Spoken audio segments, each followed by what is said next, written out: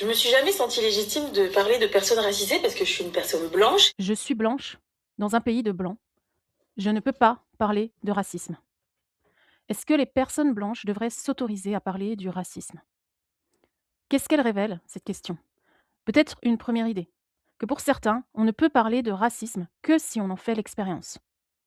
Après tout, de quoi pourrais-je me plaindre? Je suis née du côté des privilégiés, je ne subis pas le racisme. Ma peau est blanche, je suis née dans le bon pays. Dans cette logique, la légitimité viendrait uniquement du vécu. Et c'est vrai que, sans avoir subi, il y a un risque. Le risque de mal comprendre, de mal dire, de simplifier des réalités complexes et de transformer une lutte en un sujet de discussion qui serait plutôt abstrait. Ou même le risque de prendre trop de place, de parler à la place de celles et ceux qui vivent ces situations réellement. Alors ici, se taire pourrait apparaître comme une forme de respect. Deuxième hypothèse, et si à l'inverse, certaines personnes blanches ressentaient le besoin de parler justement parce qu'elles commencent à voir quelque chose. Pas parce qu'elles vivent directement les conséquences, mais parce qu'elles les observent. Elles entendent, elles voient, elles commencent à reconnaître des formes d'injustice, de violence, là où elles ne les voyaient pas avant. Et je me souviens d'un repas de famille dans mon enfance, un vieux grand-oncle en colère qui disait « Tu ne vas pas me dire que les Noirs peuvent être plus intelligents que nous !» Je me souviens surtout du choc, de ma colère, mais surtout de mon incompréhension.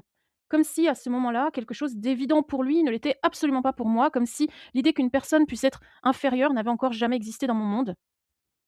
Et peut-être qu'à partir de là, la question change. Est-ce que je parle pour expliquer à la place des autres, à ceux qui subissent le racisme?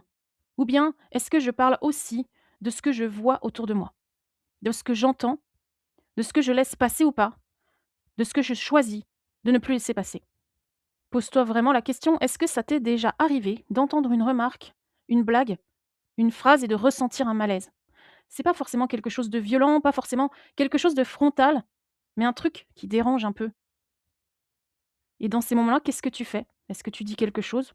Est-ce que tu préfères laisser passer? Est-ce que se taire, c'est toujours une forme de respect ou parfois une manière de rester à distance, de ne pas s'impliquer, de ne pas prendre position? Et puis j'ai une autre question pour toi. Quand une situation ne nous concerne pas directement, est-ce qu'on considère qu'elle ne nous regarde pas ou est-ce qu'on estime qu'on a quand même un rôle à jouer? Parce qu'au fond, on a tous déjà ressenti ce que c'est d'être mis à l'écart, d'être jugé, insulté, d'être réduit à quelque chose. Et ces expériences que nous avons vécues au moins une fois, elles devraient suffire à comprendre ce que vivent certaines personnes au quotidien.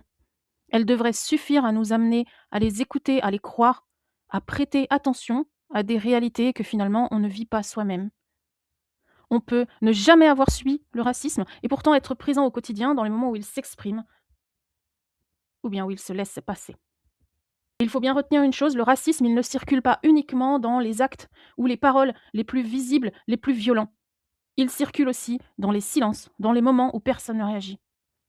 Parce que dans ces moments-là, il ne concerne pas uniquement celles et ceux qui le subissent, il concerne aussi celles et ceux qui entendent. Parce que ne pas être directement touché ne veut pas dire ne pas être impliqué.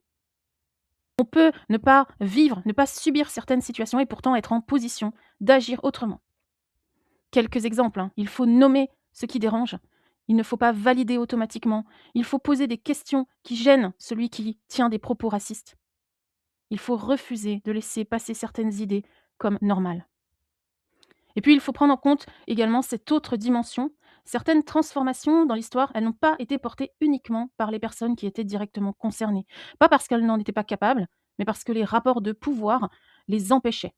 Et ça amène les autres à avoir ce devoir de les soutenir.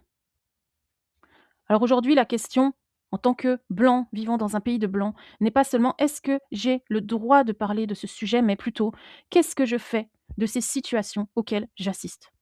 Alors la prochaine fois que tu entends une phrase qui te met mal à l'aise, ne te demande pas seulement est-ce que ça me concerne, demande-toi plutôt est-ce que je laisse passer ou est-ce que je fais un pas, même un petit pas. Ça n'a pas besoin d'être un cri du cœur, ça peut être tout simplement de marquer un temps d'arrêt et de demander pourquoi tu dis ça, qu'est-ce que tu veux dire par là, montrer qu'on n'adhère pas. Le racisme, il ne tient pas seulement à ceux qui le font exister, il tient aussi à ce que les autres laissent passer. Make racism wrong again.